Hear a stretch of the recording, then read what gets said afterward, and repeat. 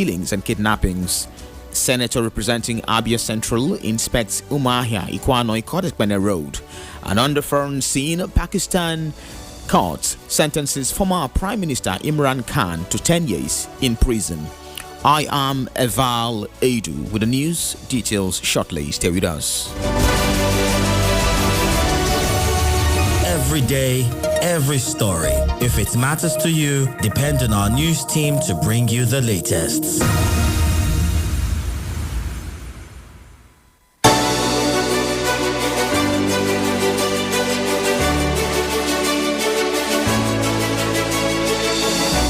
Welcome back. Now on the news in detail.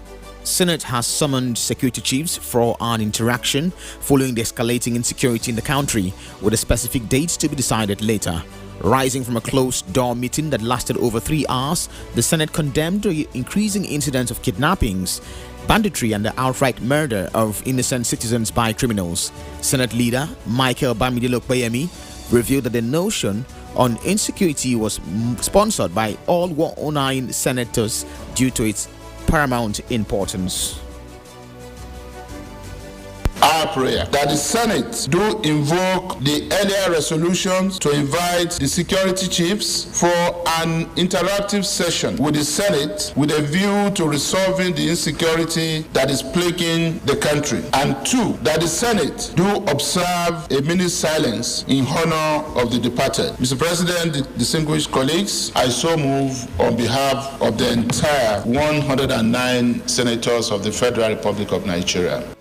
Senate President Godswill Akpabio, in his remarks, lamented the continuous banditry and kidnappings, noting that the situation has reached a point where middlemen are involved in collecting ransom on behalf of kidnappers.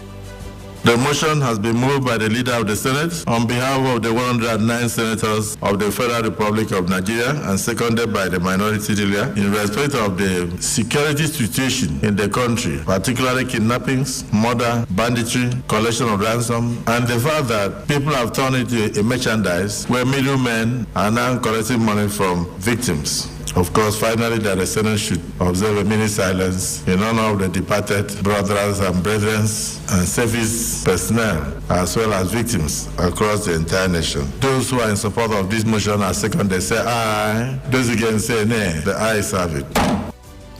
House of Representatives member Akin Rotimi broke down in tears on the floor of the House while lamenting the killings of 2 traditional rulers in Ekiti State.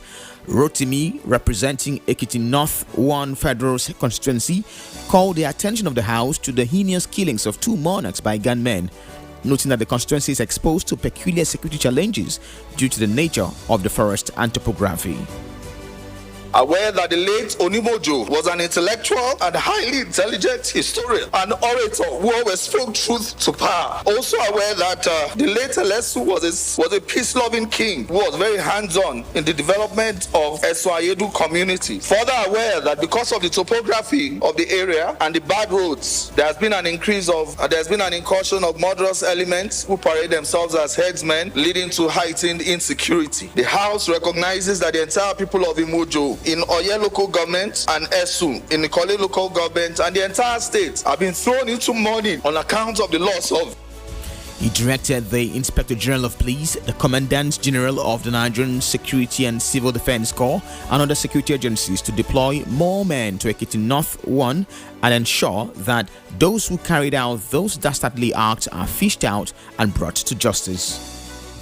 And the House resolves to observe a minute's silence in honor of the memory of the dearly departed monarchs. The House further urges the Chief of Army Staff to redeploy military personnel to the outpost along the Okeako area to enhance security and forestall a repeat of such acts. The House also directs the Inspector General of Police, the Commandant General of the Nigerian Security and Civil Defense Corps, and other security agencies to deploy more men to Ekiti North 1 and ensure that those who carried out those acts are fished out and brought to justice. The House also mandates the House Committee on Legislative Compliance to ensure compliance and report back to the House. I so move the ayes have it.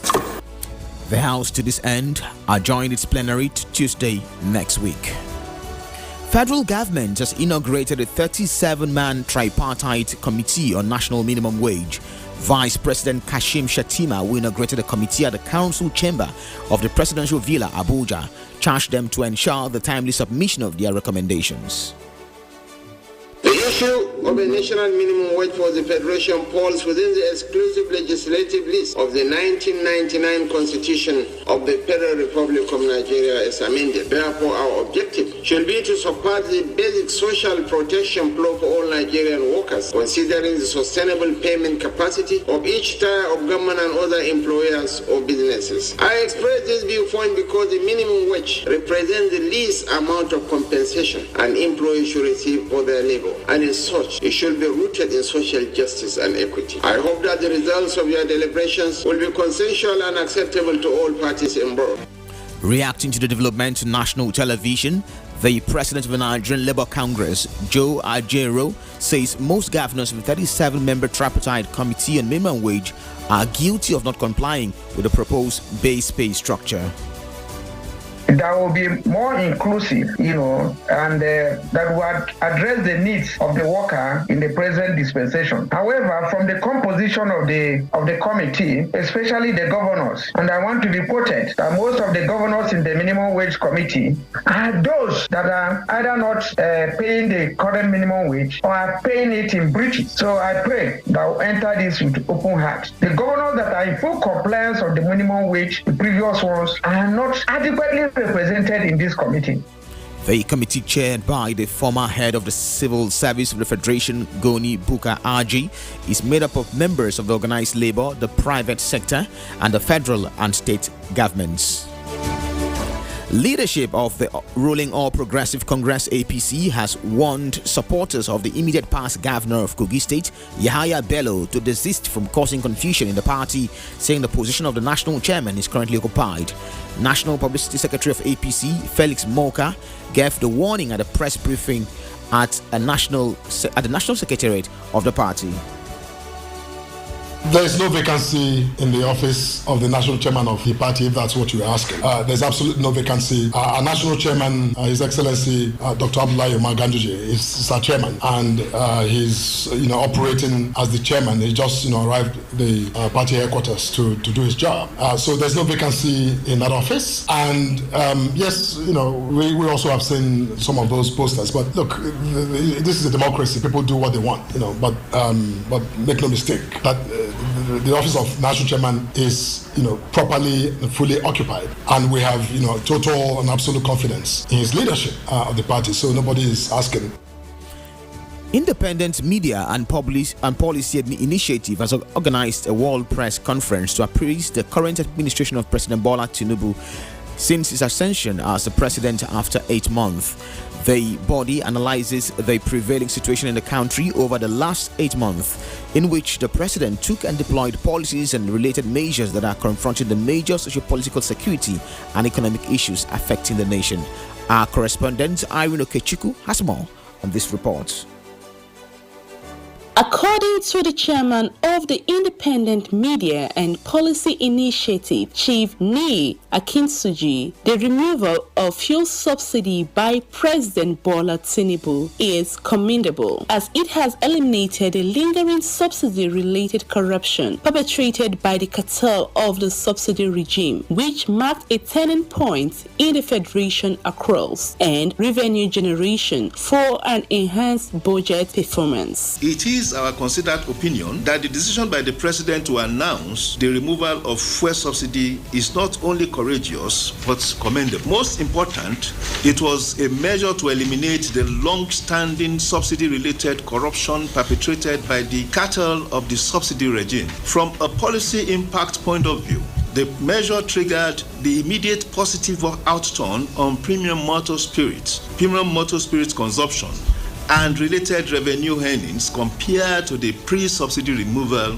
regime. He also raised concerns over food inflation and acknowledged the president's effort in stemming the tide of rising food prices and ensuring food security for the country. On transportation, we have reviewed the sequence of policy deployments in the aftermath of the fuel subsidy withdrawal and consider the measure taken by the president as reflective of compassion, insightfulness, and vision. Some of the measures taken to cushion the impact impact of fuel subsidy removal on Nigerians are the wage awards to workers and the commitment of federal government intervention in ameliorating the cost of transportation during season peaks period. A more profound measure in this regard is the activation of the long dormant National Gas Master Plan, which effectively provides momentum for the commercial use of natural and liquefied gas. We can authoritatively report that in addition to the popular Abuja, Kaduna, and Lagos-Ibadan standard gauge routes, laying of tracks has been completed on the Port Harcourt-Abia axis of the Port Harcourt to Maiduguri strategic narrow rail route. And from all indications, rail services are set to commence on that route shortly. He concluded that the administration has performed credibly well despite the economic challenges it had to contend with. Irene Okechukwu, Rapid FM News, Abuja. Special thanks to Irene Okechukwu for that report. Governor of Rivers State, Similaye Fubara, says the fire outbreak at the Boni Nembe Bile jetty off Creek Road in the old Port Harcourt Township was unfortunate and expressed sympathy to those who were personally impacted by the inferno. Governor Fubara, who gave the assurance through the Secretary to the State Government, Tammy Danagogo, expressed its determination to work with the operators of the jetty to streamline measures that will end the occurrence of these annual infernos in the area. So I want everybody, all of you, those affected, please, I want you to know that the governor is aware of what has happened. He is seriously concerned about it and he is seriously sympathizing with all of you. We are still trying to assess and know the nature and extent of damage here. And as soon as we get all, by the end of today and tomorrow, a report on it will be made to the governor so that he will know exactly what to do to help the affected people, what to do to stop this kind of thing happening again. Senator representing Abia Central Senatorial District, Augustine Akobundu, has inspected the ongoing work at the Umuahia Ikwano Ikodekpene Road. Akobundu, who spoke with journalists during the inspection of the road, affirmed that all hands will be on deck to ensure the completion of the road, adding that he would work with the Ministry of Works to ensure its completion. I'm the senator representing Abia Central. I said it earlier that was why I asked what the issues have been, so that we'll see how we can use the instrumentality of the National Assembly, the appropriate committee, and through networking to ensure that it doesn't unnecessarily get bogged down, so that whatever facilitations that can generate funds as appropriated through the system that the controller just talked about, we'll do everything to make sure that he stays on site. If he's properly funded in line with the specification, the certificates generated, I'm sure he will get the job done. His challenges are surmounted so that the job can move faster than we expect. According to him, the contractor handling the project is sincere with the fund received by the federal government. Well, they just came back to site. I see seriousness, and the contractor has been sincere in the area of the funds received. He's also been sincere about his challenges. So there's some measure of transparency going on here. All we need to do is to make sure that he matches all that he has said with action in line with the funds provided. So for us, he won't be tired of seeing me here. I'll be here all the time. As part of my oversight. Even though I'm not a member of Works Committee, but I have personal interest in this because of the sufferings of our people. Also speaking, the area manager of the company handling the project, Hisham Yassin, noted that the current inflation in Nigeria is affecting the ongoing work. And so we took the initiative to at least do some work. We concentrated on concrete work. We did a lot of drains. The inflation in the country brought another impediment. Everything is becoming expensive, and it's not by two-folds. I wish it was two-folds. It would have been at least manageable, but it went up to six-fold. And so we've been finding it very difficult to buy material. Things were very tough. The rainy season also is another very big challenge here. We only have a grace period of 5 months from November till March. By April, you will find heavy rains and it doesn't allow you work at all. On the foreign scene, former Pakistani Prime Minister Imran Khan has been sentenced to 10 years in prison on charges of leaking official secrets following a trial which he and his supporters criticized as a sham and merely political.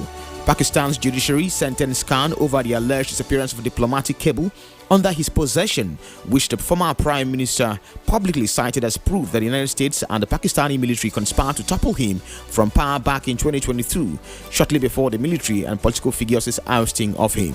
Khan has denied taking the leaked cable from the Ministry of Foreign Affairs, previously insisting that its contents had appeared in the media from other sources. The sentence is the harshest to be imposed upon Khan since, in the numerous attempts by the country's military establishment to prosecute him after he began openly criticizing it following his ousting almost 2 years ago. There are expected to be further charges and sentences imposed on him in coming months, with at least dozens of other cases being levied against him.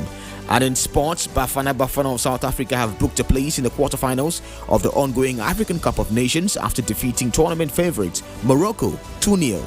This follows a major upset witnessed on Monday night when hosts Cote d'Ivoire knocked out champions Senegal 5-4 on penalties. Bafana will go through to a quarterfinal on Saturday in Yamoussoukro against tiny Cape Verde, who have been one of the surprise packages of the tournament so far.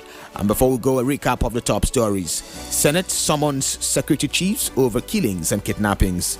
Senator representing Abia Central Inspect Umar Yaikwanoi Kotekpene Road. We also brought you the news that Pakistan court sentences former Prime Minister Imran Khan to 10 years in prison. And that's the news at 6:30 a.m. on Rapid 96.5 FM. For news coverage and eyewitness report, kindly send a message to our hotline on WhatsApp 0704 9220 965 or send an email to news@rbnradiotv.com.